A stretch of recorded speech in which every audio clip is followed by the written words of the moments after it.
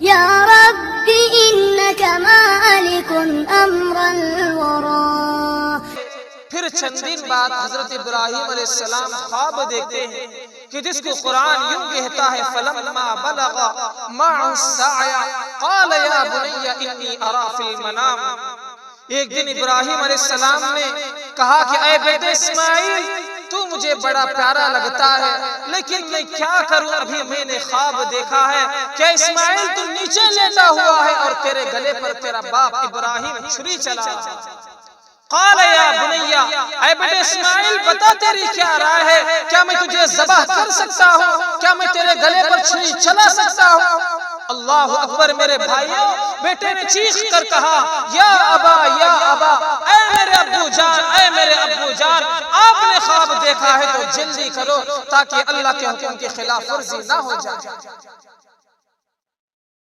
میرے بھائیوں باپ چھری لایا اور بیٹے کو زمین پر لٹا دیا گیا، اور ادھر شیطان آ کر وسوسہ ڈالا اے ہاجرہ کے دل میں، اے ہاجرہ تو نے اپنے بیٹے کو کپڑے پہنا کر تیار کر کے بھیج دیا، کیا تجھے پتا بھی ہے کہ ابراہیم اسماعیل کو کہاں لے کر گئے؟ تو ہاجرہ نے پوچھا کہاں لے کر گئے؟ تو شیطان نے کہا کہ ابراہیم اسماعیل کے گلے پر چھری چلانے لے کر گیا ہے۔ ہاجرہ نے کہا کہ ایک باپ اپنے بیٹے کے گلے پر چھری کیوں چلانا چاہے گا؟ تو شیطان نے کہا کہ اے ہاجرہ ابراہیم کہتا ہے کہ اللہ کا حکم ہے۔ میرے بھائیوں ایک ماں کا مقام رکھتے ہوئے بھی ہاجرہ نے کہا کہ اگر اللہ کا حکم ہے تو پھر مجھ سے غلطی ہو گئی ہے، اس لیے کہ مجھے بھی ساتھ جانا چاہیے تھا تاکہ میں میرے بیٹے اسماعیل کے ہاتھ پکڑ لیتی، پاؤں پکڑ لیتی اور میرا قابل چھری چلاتا تاکہ میں بھی امتحان میں کامیاب ہو جاتی، میرا بیٹا بھی امتحان میں کامیاب ہو جاتا، میرا شوہر بھی امتحان میں کامیاب ہو جاتا۔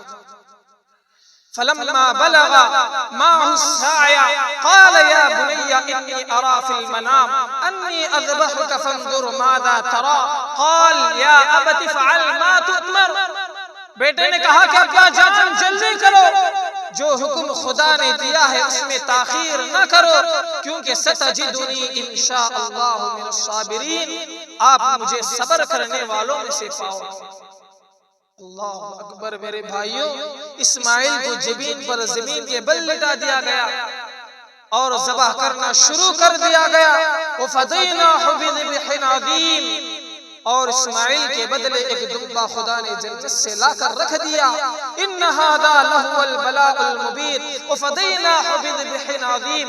اللہ تبارک و تعالیٰ نے فرمایا اے ابراہیم تو نے میرے حکم پر اپنے بیٹے کے گلے پر چھری چلانے کے لیے تیار ہو گیا۔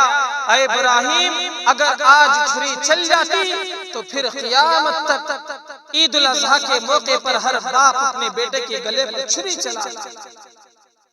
لیکن میرے بھائیوں اللہ رب العزت کو معلوم تھا کہ آج کی یہ قوم اللہ کے نام پر ایک بکرا ذبح نہیں کر سکتی، وہ پھر اپنے بیٹوں پر چھری کیسے چلائے گی؟ چنانچہ حضرت ابراہیم علیہ السلام کو اللہ نے کامیاب کر دیا اور کہا کہ ابراہیم میں نے تجھ سے کہا کہ آگ میں کود جا تو تو نے آگ میں کود پڑا، میں نے کہا کہ اپنے بچے کے ساتھ ہاجرہ کو بھی جنگل میں چھوڑ دے تو تو نے چھوڑ دیا، میں نے کہا کہ بیٹے کے گلے پر چھری چلا تو تو چھری چلانے کے لیے تیار ہو گیا۔ اے ابراہیم تو نے امتحانات میرے دروازے پر پاس کیے، اسی لیے میں نے تجھے اعلیٰ نمبروں سے کامیاب کر دیا۔